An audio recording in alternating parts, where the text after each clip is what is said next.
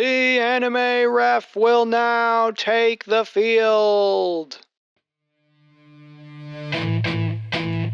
He's read the books, he knows the lore, he's flagging scenes you can't ignore. Yellow flag up, they nailed the vibe, went beyond the page, took it up a stride. Red flag flying, oh no, they missed. Cut a course scene and now he's pissed. Did they fumble the plot or score a win? Let's see how faithful this show has been.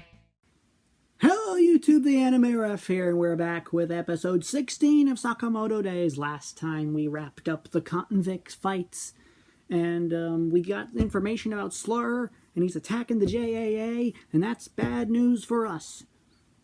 So we're just gonna keep on going, right from where we left off last time. We're just jumping right into it. I don't even need to have a long intro this time. You all know the drill at this point. First of all, I hope you love the new jingle at the beginning. The boss put a lot of work into making that for me. But next time you see me will be that post-episode discussion where we see what happens at the JAA. And, as always, cut. Alrighty, post-episode discussion time. Wow. The animation was on point. It was just like the manga. The fight was amazing. We got SLUR'S name, which is Uzuki. And I'm going to keep using it from now on instead of SLUR. I will just have to make sure to remember that. Because I read it before, and I just forgot that I read it. Because he doesn't even like his own name anymore, so it's hard to be like, no, you're Uzuki. But gets the yellow flag from me. Very good. And what surprised me, not even just that these fights were awesome and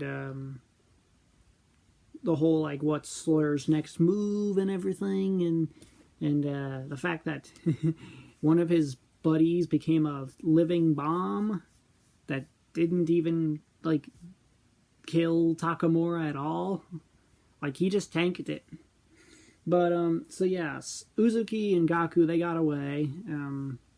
Shin realizes that he helped Sakamoto more than he thinks. It's great. Hyo and Nagumo show up. And then, him and Sakamoto get into a tussle. And, Hyo is actually just a big softie. And he walks out of the hospital with an MRI machine stuck to his back. They don't turn it off or anything. He's just stuck to it. And he's like, I'm just going to walk out of here with this. And, like, he apologizes to the doctor. And he's like, sorry for the trouble. And he's like, oh, no, this happens all the time. And I'm like, what do you mean this happens all the time? A guy goes flying through 4 walls and he's fine. And he's just walking out of there with an MRI machine. And the doctor's like, oh, it's fine. What? But speaking of Hyo, he surprised me in this episode with a moment that I was not expecting for like 7 more episodes. About the whole, like, Sakamoto's class, the JCC, with Sakamoto, Nagumo, but also Akao. She got mentioned. She got mentioned so early. This is like Lou all over again. In a good way, though. I made the example last time when I said Lou in episode 2 was going too fast, and it was like they were speeding through it a little, just a little too fast. But here's what I'm thinking. You set up Akao now, so when you see somebody in this upcoming arc, it's not going to be a surprise. Even though it took Sakamoto how long to recognize her? But that's cool. The anime did something that the manga probably couldn't do when it was being released. Foreshadowing. That's really cool. Now, aside from, also the fact that I can't recognize Gaku's English voice. or Uzuki, even though I heard him last time he was on screen with Sakamoto Days ever since his debut episode, but like I never recognized his voice. If you people want to help me with Gaku and Uzuki, feel free to comment below because those comments actually help me more than you know. So that's been this episode. It's been great.